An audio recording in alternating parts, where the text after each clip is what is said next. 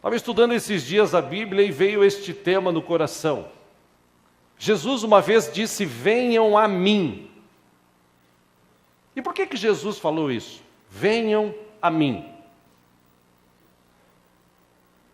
Eu acredito, lendo o texto, aliás, todo o texto e não só esta parte, separei para ler só esta parte, mas lendo todo o contexto da história, eu acredito que Jesus estava meio cansado daquela religiosidade que havia na época. Havia muita religião, pouco relacionamento com Deus. Então Jesus, num dia, numa ministração que ele estava com pessoas ao seu lado seguindo, ele fala coisas interessantes. Eu gostaria de ler com você, você que trouxe a Bíblia, vamos ler juntos em Mateus, capítulo 11.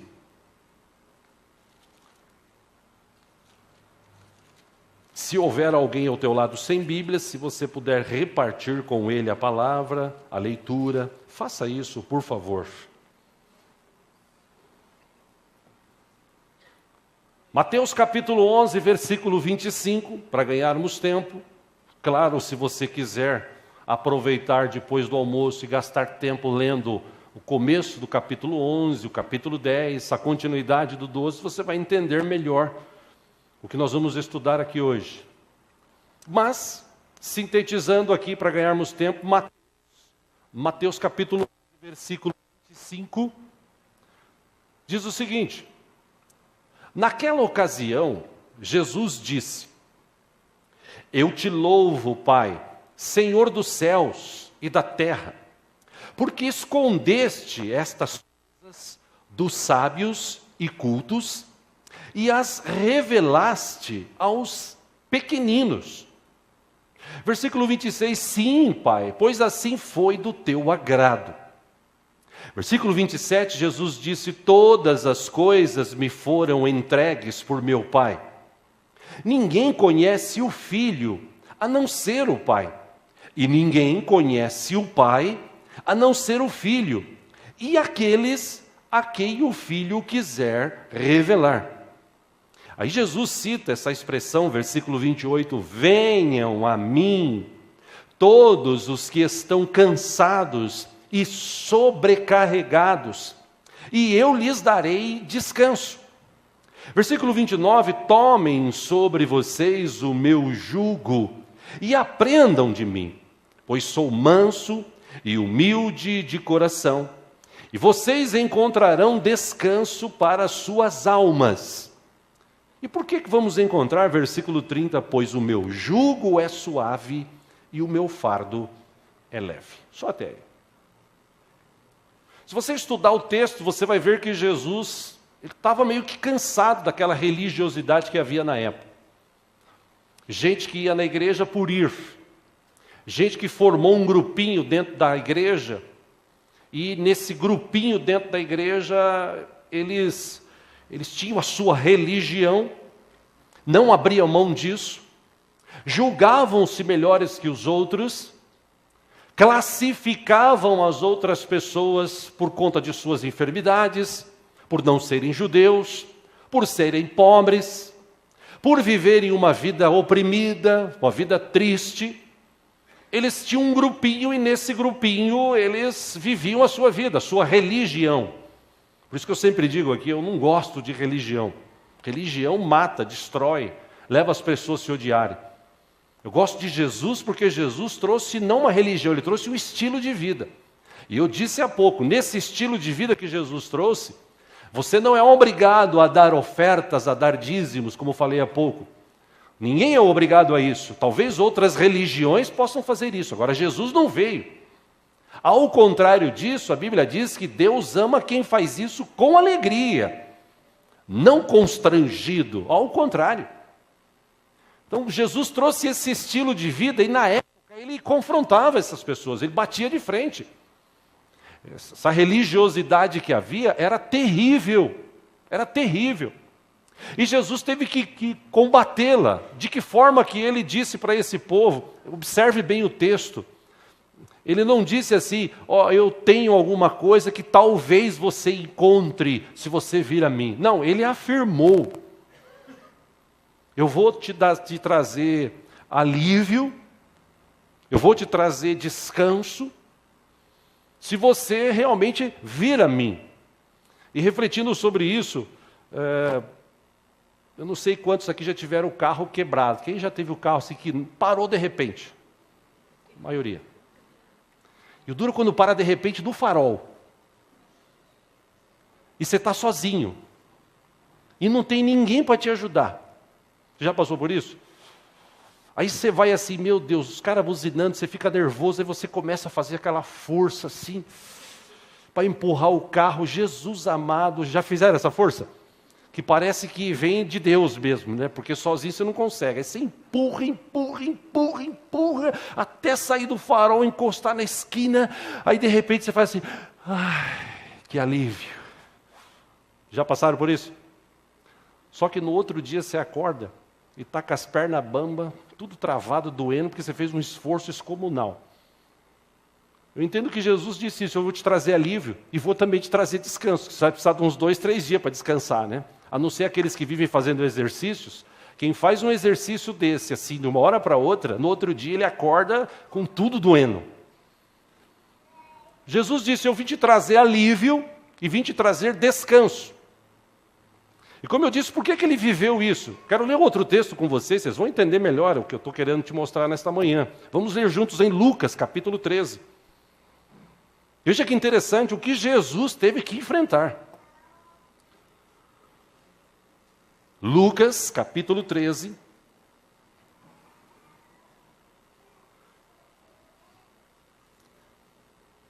A partir do versículo 10, uma outra história que se conta aqui, Lucas 13, 10.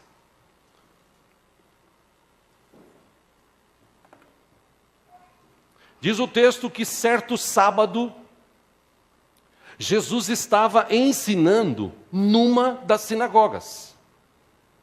Versículo 11, e ali estava uma mulher que tinha um espírito que a mantinha doente havia 18 anos. Ela andava encurvada e de forma alguma podia endireitar-se.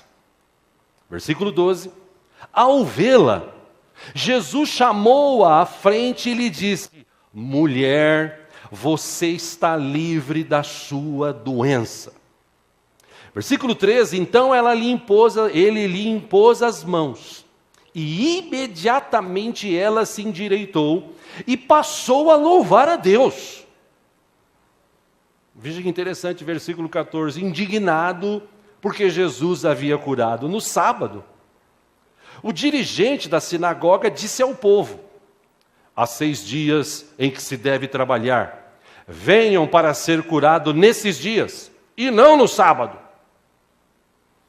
Versículo 15, Jesus respondeu, hipócritas, como um de vocês não desamarra, hipócritas, cada um de vocês não desamarra no sábado o seu boi, ou jumento do estábulo, e o leva dali para dar-lhe água? Versículo 16, então essa mulher, uma filha de Abraão, a quem Satanás mantinha preso por 18 longos anos, não deveria no dia de sábado ser libertada daquilo que a prendia? 17, último desse que quero ler, tendo dito isso, todos os seus oponentes ficaram envergonhados, mas o povo se alegrava com todas as maravilhas que ele estava fazendo. Só até aí. Imagina a cena. Num culto como esse, Jesus tem a oportunidade de trazer uma ministração, e nessa ministração ele vê uma mulher doente, chama para frente, ora por ela, e o dirigente da igreja chega e fala, escuta, isso aí é para ser feito durante a semana.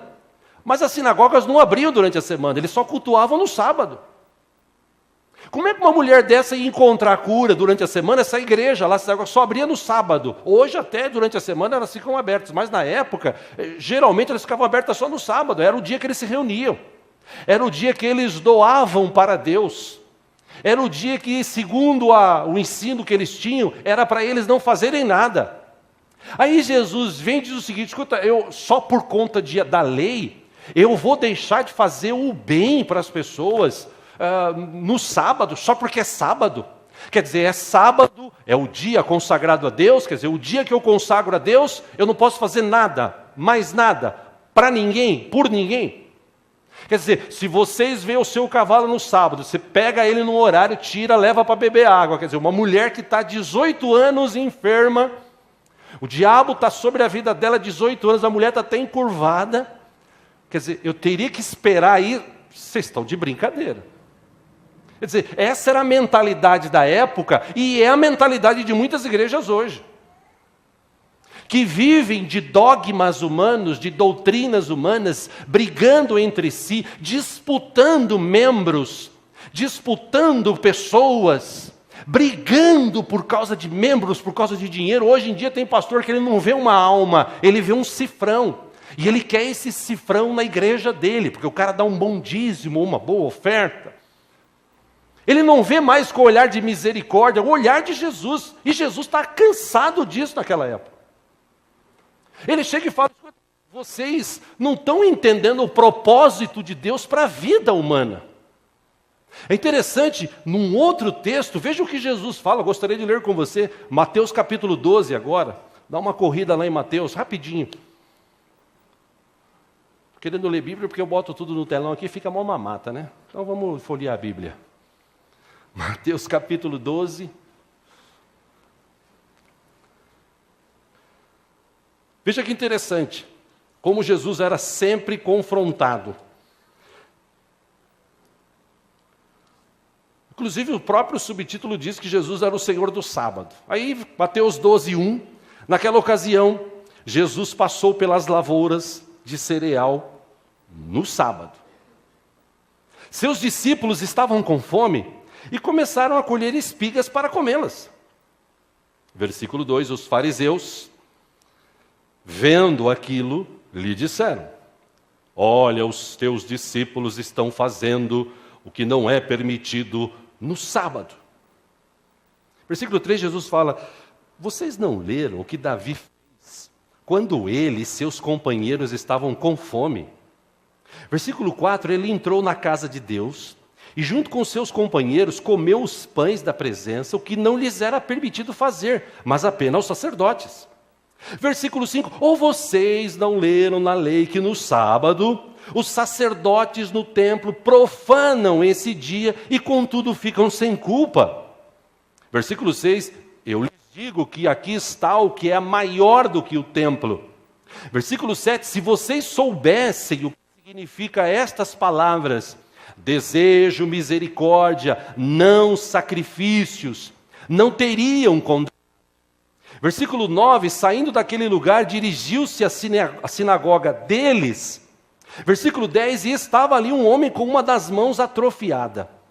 Procurando um motivo para acusar Jesus, eles lhe perguntaram, é permitido curar no sábado?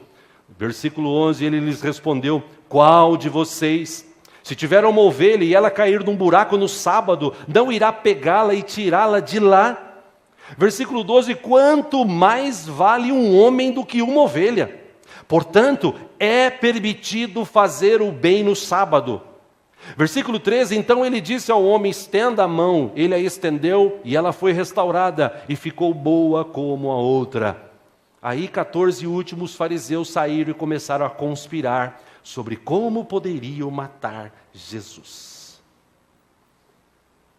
Meus irmãos, a gente está chegando no final do ano, e chega no final do ano, as pessoas começam a pensar no ano que passou, nas tristezas, nas perdas, nas decepções. Quantas pessoas já tiveram perdas este ano? Perdas talvez até irreversíveis. Nós tivemos uma perda grande aqui na igreja, desculpe lembrar, mas lembro com alegria, porque eu sei que ele está na presença de Deus, pastor Ailton, que trouxe para a gente muita tristeza. E isso trouxe para a família, talvez, uma tristeza muito mais profunda.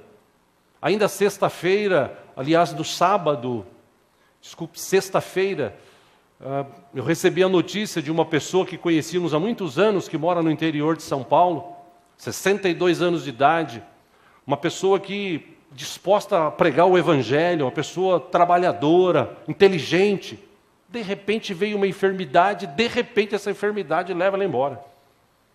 Também creio que está na presença de Deus, porque morreu em Cristo. Mas isso traz tristeza. Quantas pessoas, por exemplo, que durante o ano perderam o emprego? Quantas pessoas que durante o ano passaram por dificuldades, por enfermidades? Tem gente na nossa igreja que está passando por isso. Graças a Deus, como eu disse, a própria expressão diz, está passando. Está lutando, está confiando no Senhor, passa por um processo de tratamento, mas está passando. Como o Emerson mesmo disse há pouco na ministração de sua filha, que antes de nascer a gravidez já era de risco, era problemática. Ouviu tantas informações vieram na cabeça deles, tantos confrontos, e chegou uma hora, como ele diz, olha, minha esperança está em Jesus. E graças a Deus que a esperança dele estava em Jesus, porque Jesus teve misericórdia e reverteu toda a situação, porque ele pode fazer isso, ele faz isso. O problema é que a gente perde coisas. Teve gente, por exemplo, que talvez o casamento acabou. Teve gente que perdeu casa, perdeu dinheiro. Enfim, a gente vive, a gente está no mundo. O mundo acontece essas coisas. Teve gente que alguém bateu no carro, roubaram o carro. Teve gente que teve decepção, estava com uma expectativa de se casar, de viver um novo tempo na vida, e de repente a outra pessoa acabou largando na mão. Quer dizer, as decepções, as tristezas são as mais diversas. E como disse a missionária aqui ontem, e já estudamos sobre este assunto aqui algumas vezes, a gente vive num século, o século 21 é o século da enfermidade, de duas enfermidades, câncer. Nunca se morreu tantas pessoas de câncer como morre hoje. E outra enfermidade espiritual é a tal da depressão. As pessoas vivem em depressão hoje em dia. Depressão porque perdeu, depressão porque morreu alguém, depressão porque está doente, depressão porque está sem emprego, depressão porque não tem um relacionamento, depressão porque está sem dinheiro, depressão porque não tem uma casa própria, depressão por causa disso, daquilo. As pessoas vivem assim, deprimidas hoje. Aliás, até essa expressão que Jesus usou de oprimidos, a opressão, ela é até pior do que a depressão, porque segundo estudos, a depressão leva você para baixo, ela puxa você para baixo. A opressão, ela surge dentro de você e te oprime. É a mesma coisa que você está numa parede e alguém está te empurrando ali, de uma forma que você está sufocado. É essa a expressão que quer dizer a opressão. Por isso que Jesus falou, você está oprimido, vem a mim. E nesse caso aqui, numa das suas curas, tinha uma mulher que estava 18 anos sendo oprimida pelo diabo. 18 anos. Uma mulher que sofria, que andava encurvada, que não conseguia se levantar. E Jesus olha no meio da congregação com misericórdia, chama para frente, ora. A mulher é curada, ela começa a louvar a Deus, aí vem um camarada religioso e fala, pode fazer isso no sábado. O quê? Você não pode, você está doido.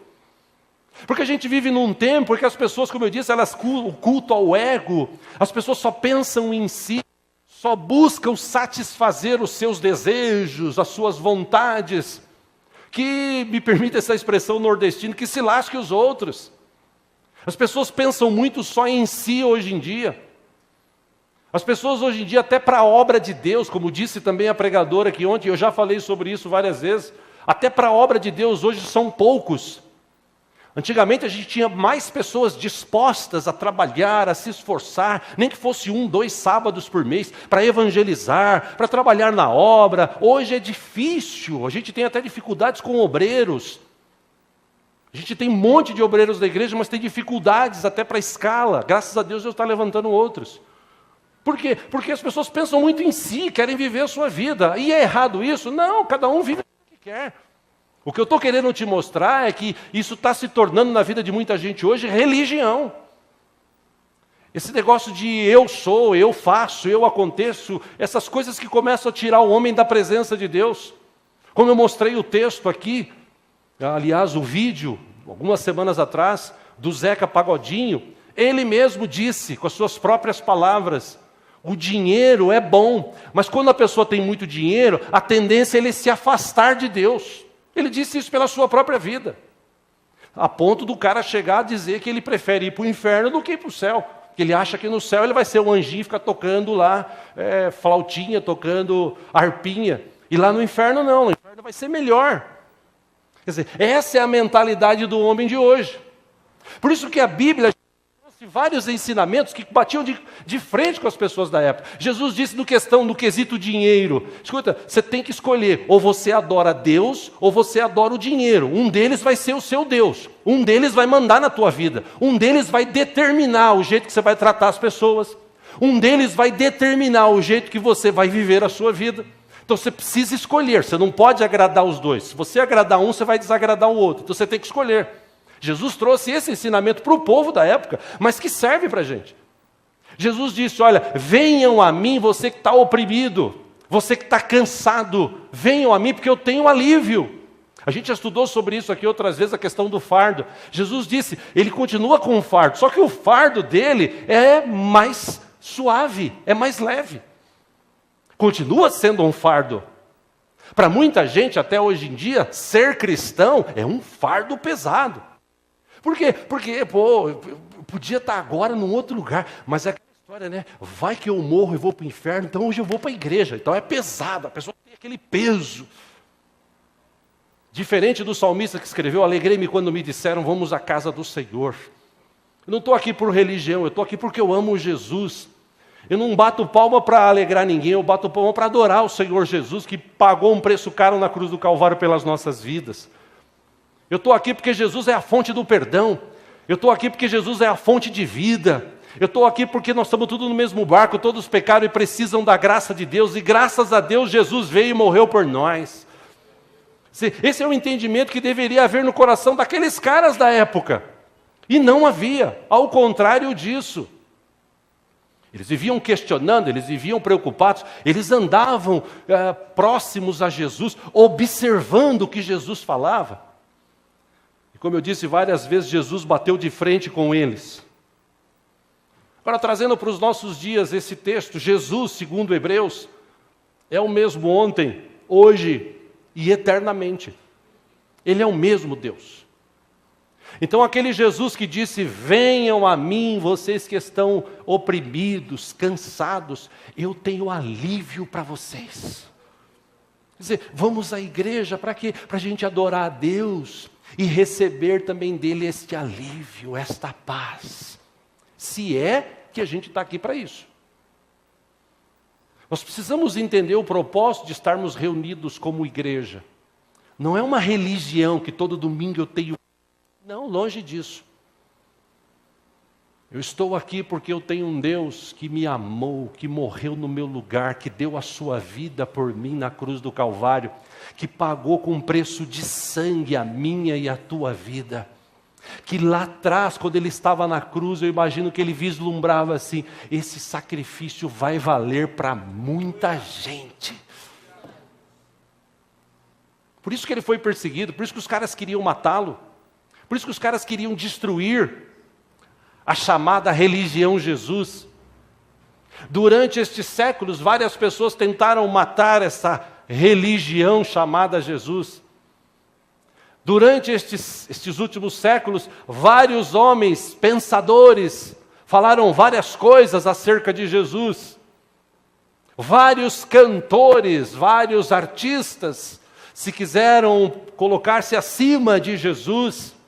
Alguns disseram que nem precisava dele.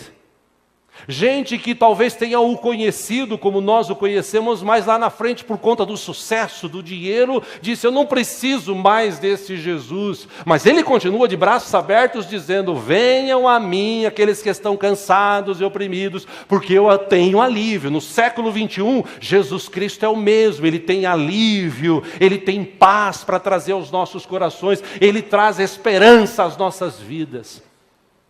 O problema é se a gente crê. Por isso que Jesus, numa de suas ministrações, acompanha aqui no telão, João 14, um texto muito conhecido, versículo 1, na sua ministração aos seus discípulos, ele disse, não perturbe ou não se perturbe o coração de vocês. Creiam em Deus, creiam também em mim, disse Jesus. Na casa de meu pai há muitos aposentos. Se não fosse assim, eu lhes teria dito, Por isso vou preparar-lhes lugar. E se eu for e lhes preparar lugar, voltarei e os levarei para mim, para que vocês estejam onde eu estiver. Aí no meio daquele povo vem o seu discípulo, Jesus disse, vocês conhecem o caminho para onde eu vou. Aí Tomé disse, Senhor, não sabemos para onde vais, como então podemos saber o caminho? Aí Jesus responde, eu sou o caminho, a verdade e a vida, ninguém vem ao Pai a não ser por mim. Então nesse texto ele deixa algumas coisas claras, ele e o Pai são um. Você quer ver Deus, você olha para Jesus. Quer dizer, o olhar de misericórdia de Jesus, o amor de Jesus é este olhar de misericórdia, este amor de Deus. Claro que um dia, lá na frente, Deus vai se revelar como justiça, mas por enquanto Deus tem amado, Deus tem tido paciência, Deus tem tido misericórdia. Jesus continua falando, venham a mim, você que está cansado, você que está oprimido, e eu tenho alívio para você. Ele continua fazendo isso, Ele é o mesmo Deus. Nesse texto ele também diz, eu vou preparar lugar, eu vou voltar para buscar vocês, para onde eu estiver, vocês também estejam comigo, portanto, permaneçam firmes aí. Quer dizer, esse Jesus trouxe essa palavra para as pessoas, trouxe esse estilo de vida para as pessoas. O problema é que a maioria nunca entendeu. Hoje, principalmente no século XXI, as pessoas não querem mais viver esse estilo de vida. Tem gente que prefere viver religião.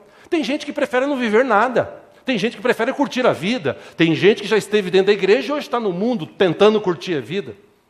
Tem gente que nunca teve um encontro com Jesus pessoal, particular, poderoso, profundo. Porque se tivesse tido esse encontro, jamais se afastaria da presença dele. Meu irmão, o melhor lugar que a gente pode estar hoje é na presença de Deus. Você já deve ter ouvido esta frase aí no mundo, com Deus já está difícil, imagina sem Deus. O mundo jaz do maligno. O mundo hoje você só vê desgraça. O mundo hoje você só vê morte. Matam por nada, destroem por nada. Essa semana eu acompanhando uma reportagem no jornal, uma escola com 100, uma sinagoga que tem uma escola lá naquela região que está tendo um conflito, 100 crianças dentro, os caras soltam uma bomba em cima, dizendo que estão perseguindo bandidos ou terroristas. Os caras não têm mais escrúpulos, os caras matam por nada, os caras querem destruir. Então, o mundo de hoje jaz no maligno. Se você trouxer para o Brasil, no Brasil hoje são tiroteios, são mortes, é uma luta você viver no mundo de hoje, sendo a gente não sabe nem se vai viver amanhã, de tanta bala perdida, de tanto tiroteio, de tanta morte, de tanta promiscuidade, de tanta imoralidade, de tanta desgraça, que você fala, meu Deus! Só que quando você tem Jesus, você sabe que Ele está dizendo, venham a mim, você que está cansado e oprimido, porque eu tenho alívio para você. Quando a gente tem Jesus, a gente canta uma canção, por exemplo, como Davi. Davi foi um cara sensacional. Num dos seus salmos, o Salmo 18, ele cantou essa canção quando Deus livrou a sua vida das mãos de Saul e dos outros inimigos. Salmo 18, 6, ele escreveu, na minha aflição, clamei ao Senhor, gritei por socorro ao meu Deus. Do seu templo ele ouviu a minha voz, meu grito chegou à sua presença, aos seus ouvidos. Porque na hora da opressão, que estava ali sendo perseguido, não tinha religião, tinha relacionamento. O relacionamento de Davi com Deus, apesar de todos os erros que ele cometeu, foi maravilhoso, porque ele se relacionava com Deus. Ele não estava preocupado com riqueza. Tanto que quando ele peca, ele cai em si. Está lá no Salmo 51, você vê essa escrita, ele diz, Senhor, eu sei que agora o Senhor não quer sacrifício. Eu podia fazer milhares deles, mas eu não quero. Ele era rico, ele podia matar quantos animais quisesse. Ele podia trazer dinheiro, ele podia até tentar comprar Deus. Mas ele falou, eu sei que o Senhor não quer sacrifício, agora o Senhor quer um coração arrependido e contrito, então eu estou aqui, Senhor, assumo o meu erro, tem misericórdia de mim. Nas entrelinhas você entende Davi dizendo, eu posso até perder tudo, Espírito, oh Deus, menos o teu Espírito, que o teu Espírito ainda continue na minha vida. Quer dizer, ele não estava nem aí para a riqueza, e era por isso que ele era rico. Ele não estava nem aí para a religião, que uma vez quando ele trouxe, né, a arca, estava todo feliz, cantando. A mulher dele olha, uma das mulheres dele olha para a janela. Quando ele entra em casa, ele fala para o povo antes de entrar em casa: gente, que Deus abençoe vocês. Distribuiu o pão, distribuiu para as pessoas se divertirem, comerem, adorarem ao Senhor. Estava tudo bem, todo feliz, né? Aquela alegria de ver a arca sendo trazida de volta, as coisas voltarem ao normal. Feliz, dançou, pulou no meio da rua. Aí chega em casa, vem a mulher dele e fala para ele: escuta, você não achou que você está parecendo um bobo da corte dançando ali? Ele falou: não, eu estava dançando para o meu Deus. Tipo assim, você não sabe o relacionamento que eu tenho com Deus. Você não conhece, você está vivendo religião que você aprendeu. Eu tenho um Deus, eu não tenho religião. Esse Deus é o Deus da minha vida. Se eu tiver que dançar, se eu tiver que pular, se eu tiver que gritar, se eu tiver que cantar, se eu tiver que adorar, eu vou adorar, ponto. Eu tenho um relacionamento com Deus. E foi isso que Jesus trouxe. Foi isso que Jesus quis ensinar. Aquela mulher, quando ela é curada, imagina, irmão, você viver 18 anos. De repente você pode voltar ao normal. Qual é a reação de uma pessoa dessa? Começar a adorar a Deus, bater palma. Mas sempre tem um, como disse a pregadora de ontem, né? Sempre tem um que vai falar: aquele ali está querendo aparecer. Não, ele está grato a Deus porque Deus curou a vida dele. Meus irmãos, a gente vive esse tempo hoje, felizmente, de pessoas que não têm entendimento. Mas quando você tem um relacionamento com Deus, e é sobre isso que eu quero que você guarde no teu coração nesta manhã. Se o teu relacionamento com Deus for profundo, por mais opressão que o inimigo queira trazer, por mais dificuldade que você esteja vivendo, Ele é socorro bem presente nesse momento. Meu irmão, nós temos um Deus vivo. Nós não temos um Deus na parede, nós não temos um Deus superficial, nós não temos um Deus que não existe, que inventaram. Nós temos um Deus vivo. Eu dizia para 2 jovens no final do culto de domingo passado à noite, vieram me fazer algumas perguntas, achei muito legal. Eu disse para elas: qual é o propósito de Deus para as nossas vidas? Porque Deus nos criou seres eternos. Você acha que Deus criou a gente para viver no inferno? Ou você acha que Deus criou a gente para viver na presença dEle? Eu acho que Deus criou a gente para viver na presença dEle. Porque quando a gente morrer aqui, esse corpo fica, mas a gente tem um outro destino. Aí eu disse para elas: você já ouviu falar da física quântica? Já. Pois é, a física quântica, que é agora um negócio atual, eu já falei sobre isso aqui, mas é sempre bom repetir, porque toda vez que eu falo isso eu viajo, né? A física quântica descobriu que não tem um universo, que agora existem multiversos, um universo dentro do outro. Um universo já tem milhões de estrelas, de galáxias. Uma delas a gente vive, que tem alguns planetas, e um desses planetas é o nosso, que tem quase 6 bilhões e meio de pessoas.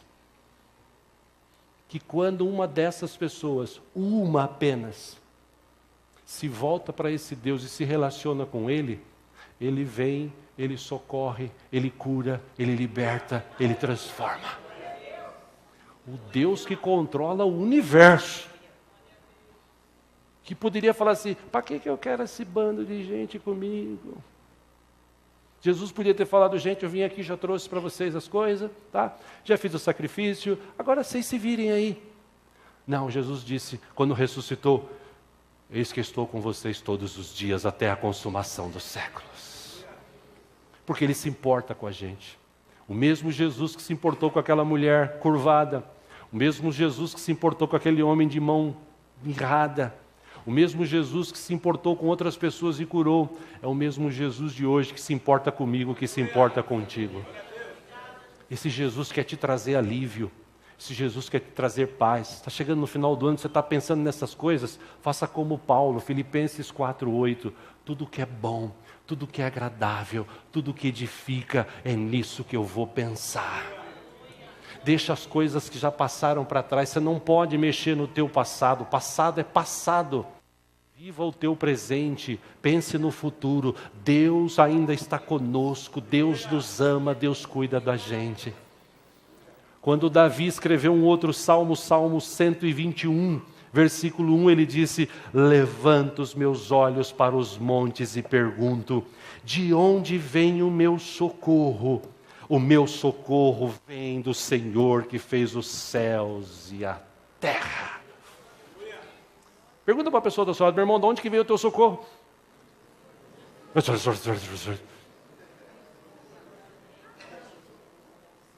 onde vem o teu socorro? Da onde vem o teu socorro? Da onde vem o teu socorro? Da onde vem o teu socorro? Do Senhor, Senhor Jesus que fez os céus e a terra. Mas não foi Deus que fez? Sim, Deus, Jesus estava lá. Ele é o verbo que se fez carne. Quando Deus disse haja luz, Jesus estava lá. Ele é o Deus vivo que habita conosco, que está conosco, que ainda trouxe do seu Espírito para habitar na gente. Não para a gente viver religião, mas para a gente viver vida. E vida com abundância. Por isso que eu não entendo os crentes do século 21, que são crentes fracos, mirrados, tem aquela mania de viver o ego.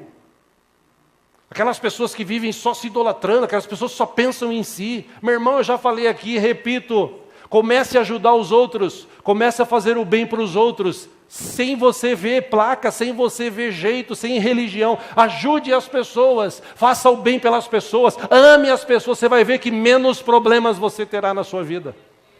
Porque Deus cuida daqueles que o amam, daqueles que o servem. Por isso que Jesus disse, Deus está procurando gente que o adore, não na carne e na mentira, mas em espírito e em verdade. São esses que Deus procura, e Deus está procurando gente assim. Tomara que Ele encontre todos nós nessa manhã com esse mesmo pensamento de adoração, de louvor, de viver não uma religião, mas de viver um estilo de vida, adorando a Ele em todos os momentos. Mas está difícil, mas eu continuo adorando. Pô, mas eu estou doente, mas eu creio num Deus vivo, como Jó. Eu sei que o meu Redentor vive. Ele vive, Ele está conosco. Quer dizer, ou a gente crê nisso, ou a gente vai viver religião. Por isso que tem muita gente desistindo do Evangelho, desistindo da igreja. Tem muita gente desistindo de Cristo, de Deus. Por quê? Porque a vida dele é vazia. Ele diz que tem Jesus, mas ele não tem. Porque quem tem Jesus tem tudo. A Bíblia diz que Ele é tudo em todos. Quem tem Jesus tem tudo. Pastor, mas eu não tenho nada assim. Você tem tudo. Você tem a vida eterna que Ele te deu na cruz do Calvário. Se você reconheceu a Ele como Salvador, se você foi batizado, você tem a vida eterna. Permaneça firme. Pode estar a maior dificuldade nesta terra, mas o céu está preparado para mim e para você. Pastor, mas está difícil. Pois então levante as suas mãos hoje e diga assim, Senhor, eu quero o teu socorro. Senhor, eu quero o teu alívio. Senhor, eu quero o teu descanso. Senhor, essa opressão, o negócio está me apertando, está dentro do meu coração, querendo me tirar a paz. Oh, Deus, tem misericórdia de mim, pois Jesus está aqui, vai ter misericórdia de você. É para isso que a gente está aqui, para crer num Deus vivo. Nós não estamos aqui para brincar. Nós não estamos aqui só para cantar e tal, nós estamos aqui para servir um Deus vivo, porque nós cremos que Ele é vivo e que Ele está conosco. Ele está conosco aqui, amém, irmãos? Amém? Vamos ficar em pé juntos. Eu queria ler um salmo com você antes de encerrarmos. Um outro salmo aqui de Davi maravilhoso, Salmo 31, vamos ler juntos aí. Glória a Deus. Glória a Deus.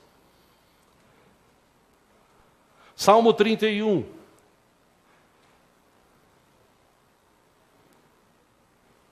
Uma dica de Davi aqui para ensinar você e a mim a orarmos, a falarmos com Deus, a estreitarmos esse relacionamento com Ele.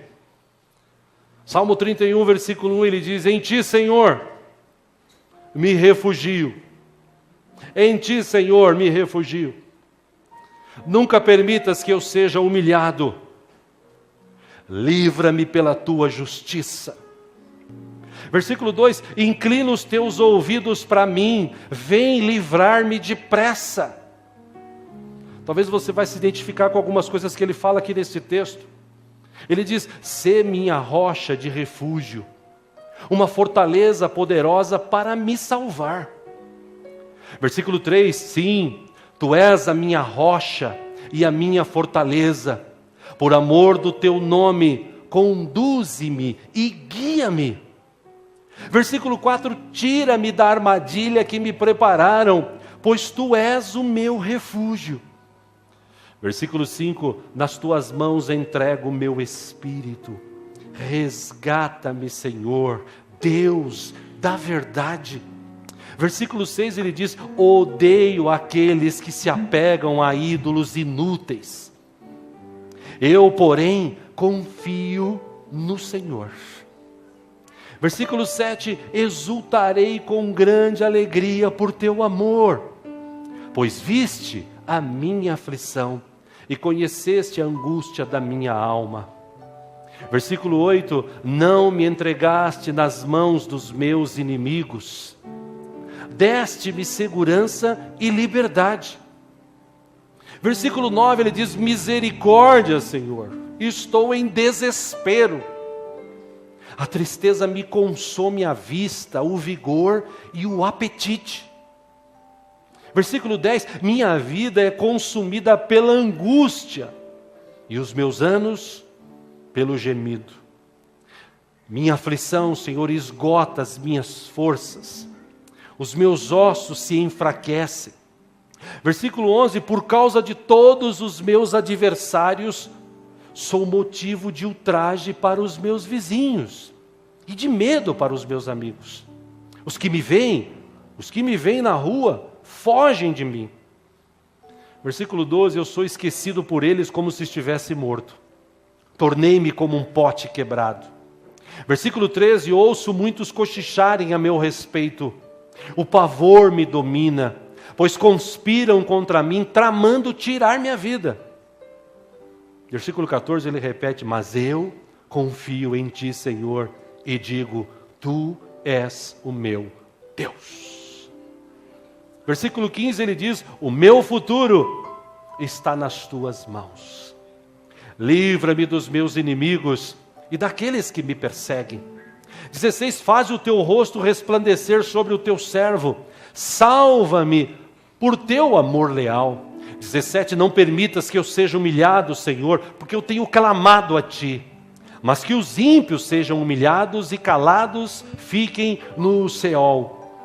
18, sejam emudecidos os seus lábios mentirosos, pois com arrogância e desprezo humilham os justos.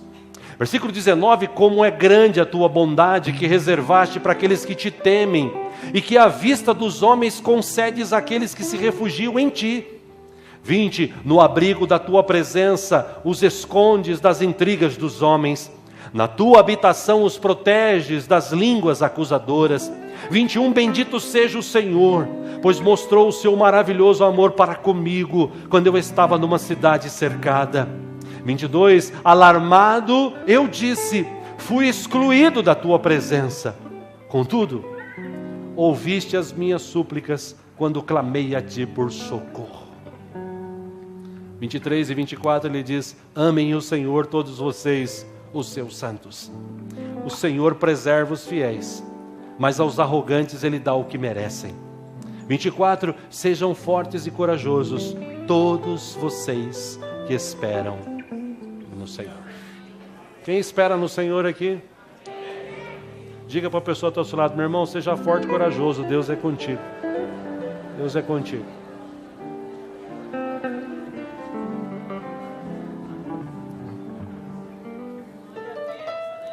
Esse Deus continua vivo e vive para sempre. E Ele está aqui nessa manhã dizendo de novo, você está cansado? Você está oprimido? O ano não acabou ainda não, viu gente? Só chegamos em novembro, dia 20. Ainda falta 41 dias no mínimo para terminar esse ano. E Deus pode fazer ainda muita coisa na minha e na tua vida. Aliás, a Bíblia diz que Ele pode fazer infinitamente mais, além daquilo que pedimos ou pensamos, conforme o seu poder que opera em nós. Quer dizer, entenda esse texto. O que você anda pedindo e pensando para Deus? Ah, pastor, eu estou tão aflito, amargurado, que eu não consigo pedir mais nada. Pois então mude essa situação hoje na tua vida, em nome de Jesus. Jesus está dizendo, venham a mim, você que está cansado e oprimido, que eu vou te dar alívio, eu vou te dar descanso. Talvez você esteja pensando assim: a minha cabeça não consegue mais, eu não consigo mais controlar os pensamentos. Pensamentos ruins, pensamentos de morte, pensamentos de desgraça, de perda. Oh Deus, me ajuda. Jesus está falando: eu estou aqui, eu vou te dar alívio, eu vou te trazer descanso. Amém? Amém? Feche os teus olhos por um instante.